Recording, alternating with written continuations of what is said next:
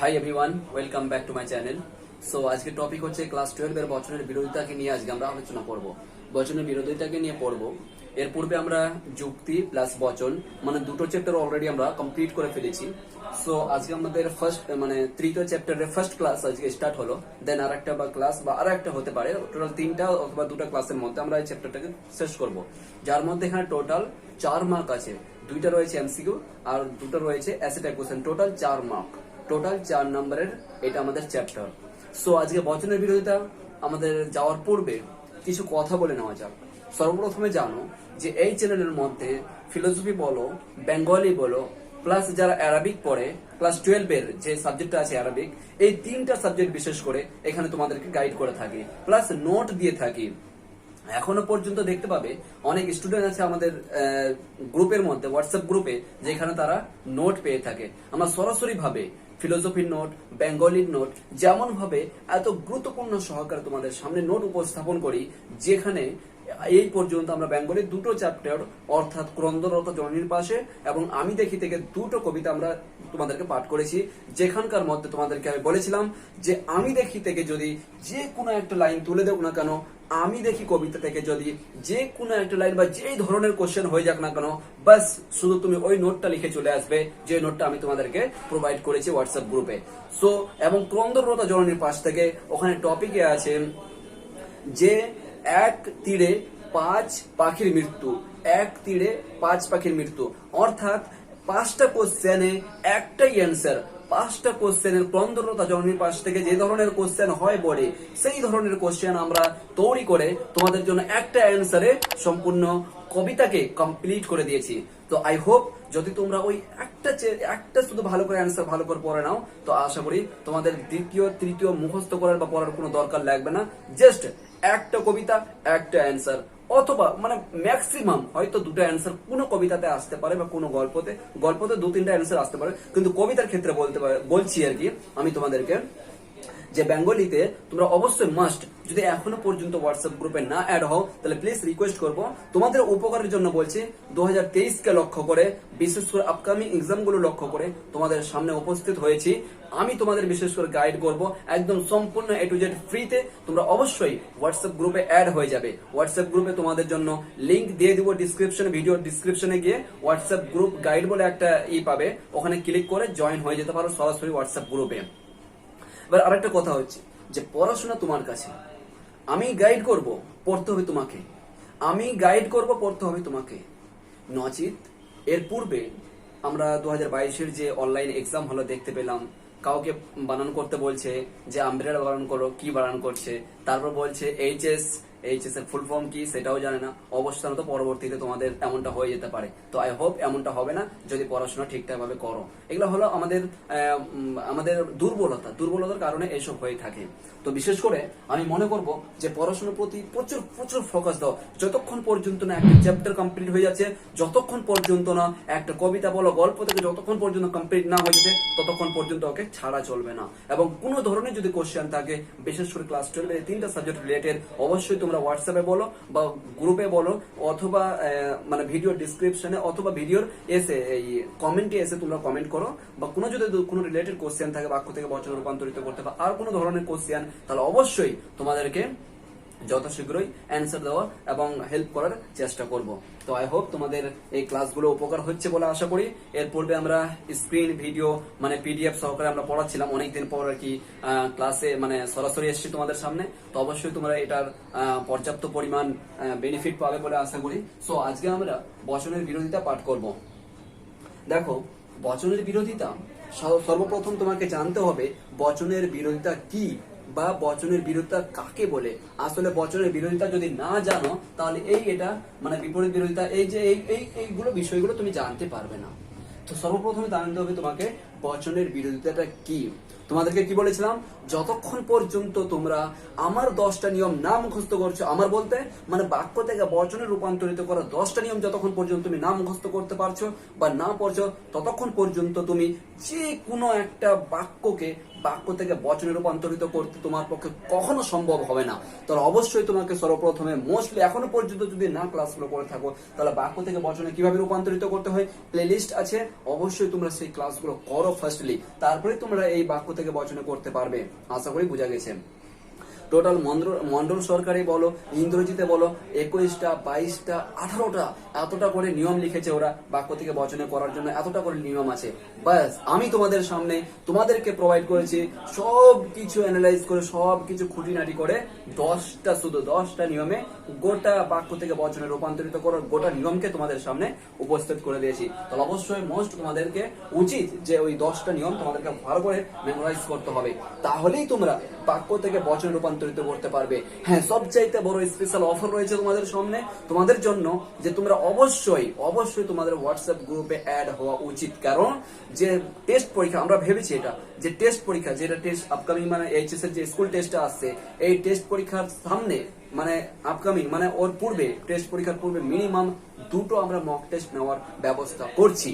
তার সঙ্গে সঙ্গে যখন তোমরা বোর্ডে যাবে, বোর্ডে যাওয়ার 4 থেকে 6টা মক টেস্ট নেওয়ার আমরা চেষ্টা করছি, যেটাতে আমরা এটা টার্গেট করছি যে আমাদের স্টুডেন্ট যতগুলো আছে, ফিলোসফিতে বিশেষ করে 100তে 100 পেতেই হবে, আর বেঙ্গলিতে 90 থেকে 100 এর মধ্যে থাকতে হবে, এটা 100% দাওয়া পাই।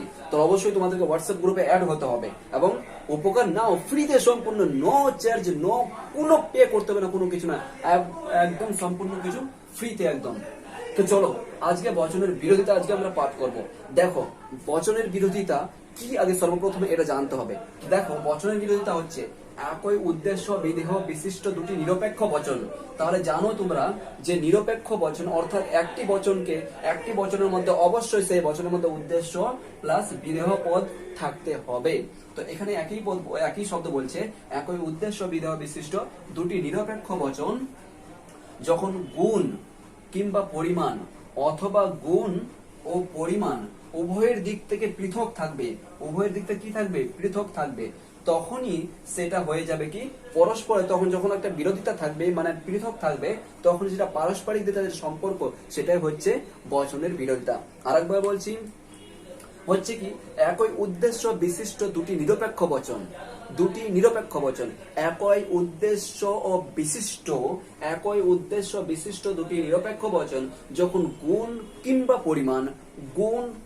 পরিমাণ অথবা গুণ ও পরিমাণ উভয় দিক থেকে পৃথক থাকবে, আলাদা থাকবে, বিরোধ থাকবে, তখন সেটাই হবে, সেই সম্বন্ধ একটা তৈরি হবে, সেটাই হচ্ছে বচনের বিরোধিতা। আশা করি বুঝতে পেরেছো। তাহলে লিখে নাও। সহজ কথাই বলছি তোমাদের জাস্ট আন্ডারস্ট্যান্ডিং এর জন্য। আমি তোমাকে গ্রহণ করি, আমি তোমাকে গ্রহণ করি না, এই যে বিরোধ করলাম। আমি ভিডিও বানাতে সক্ষম, আমি ভিডিও বানাতে সক্ষম নয়, এই যে বিরোধ করলাম। এই মানে সূর্য উঠছে না, সূর্য উঠে না, সূর্য উঠছে, সূর্য উঠে না, এই যে বিরোধ করছি, এই যে না করছি। সকল মানুষ হয় মরণশীল জীব, না কোনো মানুষ নয় মরণশীল জীব। সকল মানুষ হয় মরণশীল জীব, কোনো মানুষ নয় মরণশীল জীব। এই যে বিরোধ করছি, এই যে বিরোধিতা করছি, এটাই হচ্ছে বচনের বিরোধিতা। তাহলে কি ছিল? একই উদ্দেশ্য বিশিষ্ট দুটি নিরপেক্ষ বচন যখন গুণ কিংবা পরিমাণ অথবা গুণ ও পরিমাণ উভয় দিক থেকে পৃথক থাকবে, উভয় দিক থেকে পৃথক থাকার যে সম্পর্কটা, সেটাই হচ্ছে আমাদের বচনের বিরোধিতা। দেখো আমি তোমাদেরকে এখানে এক্সাম্পল সহকারে বোঝার চেষ্টা করছি। এখনো পর্যন্ত যদি না বুঝতে পারো কমেন্টে জানাও। এক্সাম্পল স্বরূপ দেখো,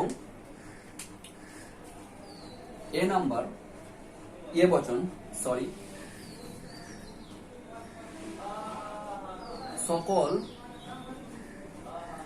মানুষ হয় মরণশীল জীব, সকল মানুষ হয় মরণশীল জীব। এ বচন, এটার আমরা বিরোধিতা করব। মানে বিরোধিতা কোনটা বলতো? বিরোধিতা কাকে বলে? মানে বিরোধ করা। মানে কি বলছে? অনলাইন পরীক্ষা নিব আমরা না, অনলাইন পরীক্ষা নিব না। যারা ভালো স্টুডেন্ট তারা বলে না অনলাইন নিব না, আমরা অফলাইনই দেব। এই যে বিরোধ করা, ঠিক আছে, এটা হচ্ছে আমাদের বিরোধ। তাহলে এর বিরোধটা কি আসবে? বিরোধ করতে হবে আমাদেরকে এটাকে। তাহলে কোন সকল মানুষ হয় যখন মরণশীল জীব, যখন আমরা এটা বলছি, তাহলে এই বিরোধটা কি হবে? কোন মানুষ নয় মরণশীল।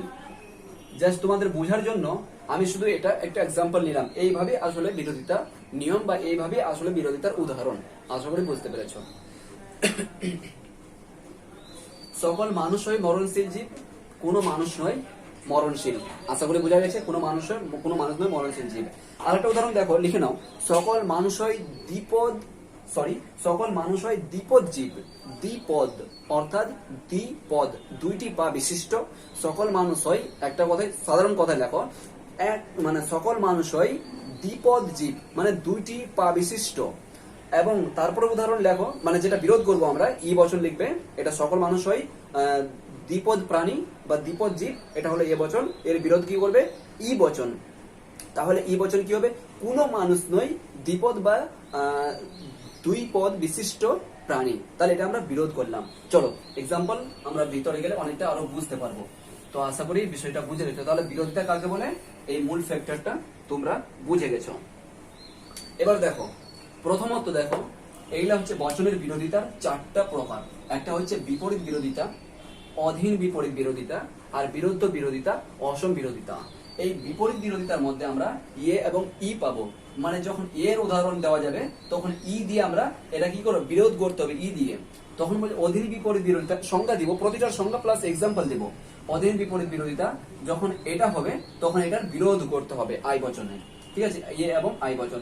বিরুদ্ধ বিরোধিতা, এ হলে ও হবে আর ই হলে আই হবে, ঠিক আছে। অসম বিরোধিতা হচ্ছে অসম বিরোধিতা হচ্ছে এ হলে আই হবে, আর এখানে লিখে দিতে পারো ই হলে ও হবে। ওকে, চলো এবার এক্সাম্পলে যাই এবং মূল টপিকের মধ্যে ঢুকে যাই।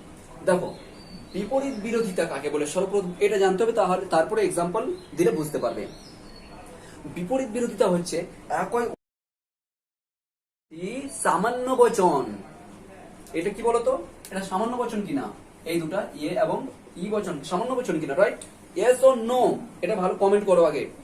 ইয়েস অর নো, সামান্য বচন কিনা? ইয়েস, এটা সামান্য বচন, অফকোর্স এটা সামান্য বচন।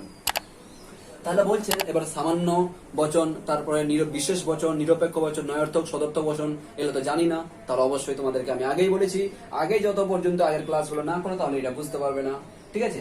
তাহলে দেখো, সামান্য বচন এটা হচ্ছে কি 100% সামান্য বচন, এ এবং ই বচন।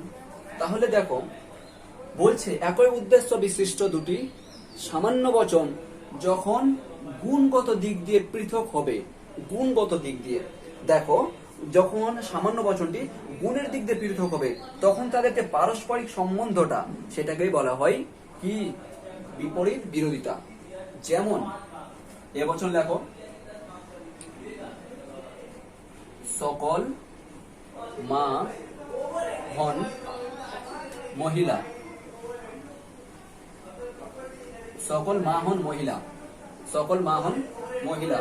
এর বিরোধ করতে হবে কি দিয়ে? ই বচন দিয়ে, যেহেতু বিরোধিতা ই দিয়ে। তাহলে কোন মা নন মহিলা। আশা করি বুঝে গেছো তোমরা। এটা হচ্ছে আমাদের বচনের বিরোধিতা। তো এটা হচ্ছে বিপরীত বিরোধিতা। বিপরীত বিরোধিতা যদি বলে বিপরীত বিরোধিতা কাকে বলে প্লাস একটা সংজ্ঞা দাও, 2 নাম্বার একবারে দিয়ে দিল। তাহলে বিপরীত বিরোধিতার সংজ্ঞা বলতে হবে তোমাকে যে একই উদ্দেশ্য বিশিষ্ট দুটি সামান্য বচন থাকতে হবে, দুটি সামান্য বচন থাকতে হবে। এই দুটি সামান্য বচন কি, দুটি সামান্য বচন থাকতে হবে, প্লাস কি বলছে, যাদের গুণগত দিক দিয়ে পৃথক হবে, গুণগত দিক দিয়ে পৃথক হবে, সেটাই হচ্ছে বচনের বিপরীত বিরোধিতা। এরপরে চলে এসো অধীন বিপরীত বিরোধিতা। অধীন বিপরীত বিরোধিতা কি? সর্বপ্রথম ওর পুরো ওয়ার্ড গুলো, যে বচনগুলো হয়, দেখো অধীন বিপরীত বিরোধিতা হয় এ এবং ও বচন। অধীন বিপরীত বিরোধিতা হয় এ এবং ও বচন। দেখো এর সংজ্ঞা হচ্ছে অধীন বিপরীত বিরোধিতা একই বচন, এটা হচ্ছে কি বিশেষ বচন। আই এবং ও বচন বিশেষ বচন কি না? বিশেষ বচন না সামান্য বচন? তোমার থিঙ্কিং অনুযায়ী তুমি যতটা পড়েছো সেই অনুযায়ী কমেন্ট করে জানাও। এ আই এবং ও বচন বিশেষ বচন না সামান্য বচন? ওকে, এটা কনফার্ম করো আগে। অধীন বিপরীত বিরোধিতা হচ্ছে, অধীন বিপরীত বিরোধিতার সংজ্ঞা হচ্ছে, দেখো আই বচন অধীন বিপরীত বিরোধিতার উদাহরণ, কোন কোন মানুষ হয় সৎ। এটা ও বচন দিয়ে বিরোধ করতে হবে, ও বচন। কোন মানুষ নয় সৎ, এই দেখো বিরোধ করেছি। এখানে হয় বললাম যে হ্যাঁ হয়, আর এখানে নয় বললাম মানে নয়, মানে বিরোধ হয়ে গেছে, দুটি বিশেষ বচন গুণগত দিক দিয়ে পার্থক্য। এই দেখো গুণগত দিক দিয়ে পার্থক্য, সরি পরিমাণ না, গুণগত দিক দিয়ে পার্থক্য। এখানে কি ছিল বলো, এটাও গুণগত দিক দিয়ে পার্থক্য বলে, এটা সামান্য বচন ছিল এখানে, আর এখানে বিশেষ বচন, গুণগত দিক দিয়ে পার্থক্য হতে হবে। এবার চলে এসো বিরুদ্ধ বিরোধিতা। বিরুদ্ধ বিরোধিতার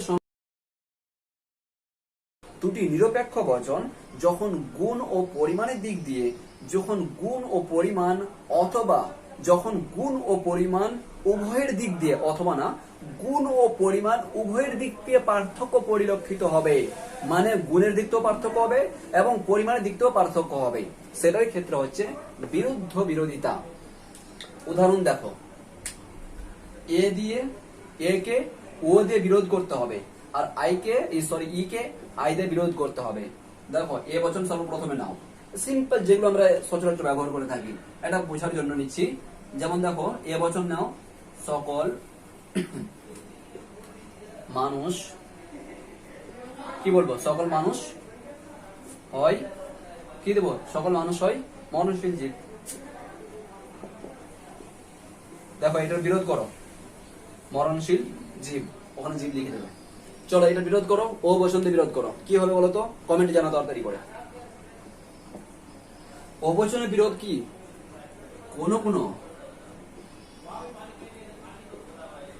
কোন এখানে লিখে দেবে মানুষ নয়, ও বচন দিয়ে নয়, মরণশীল। আশা করি বুঝেছো। তাহলে এটা মানে বিরুদ্ধ বিরোধিতা হলে এ কে ও দিয়ে বিরোধ করতে হবে, ই কে আই দিয়ে বিরোধ করতে হবে। একটা ই বচনের উদাহরণ নাও, কোন মানুষ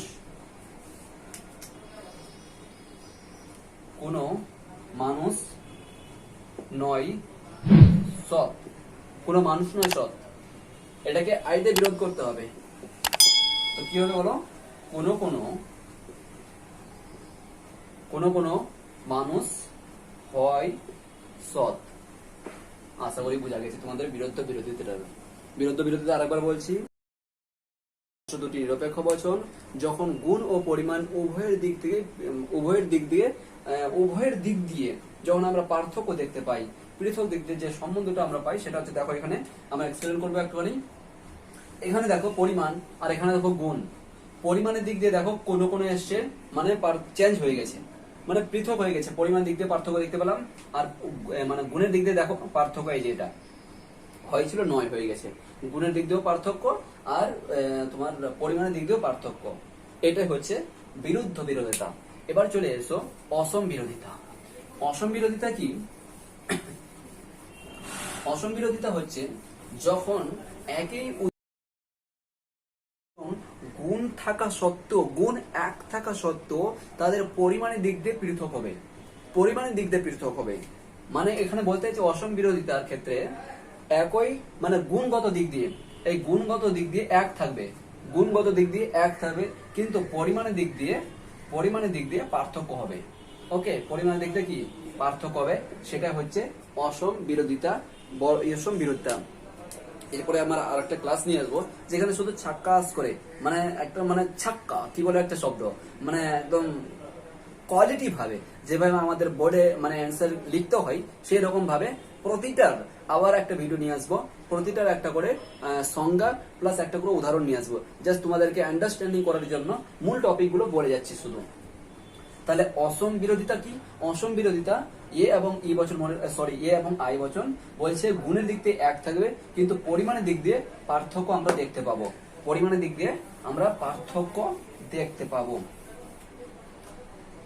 যেমন দেখো, সকল মানুষ হয় স্বার্থপর ব্যক্তি, আই বচন, সকল মানুষ হয় স্বার্থপর ব্যক্তি। দেখো এখানে সকল মানুষ হয় স্বার্থপর ব্যক্তি, এটাকে আই বচন দিয়ে আমাদের বিরোধ করতে হবে।